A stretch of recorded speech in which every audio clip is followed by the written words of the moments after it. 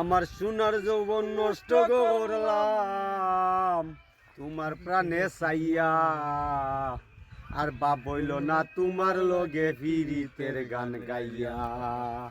ও গো দশ দুয়ারি মাইয়া, বাপ বইল না তোমার লগে ফিরিতের গান গাইয়া।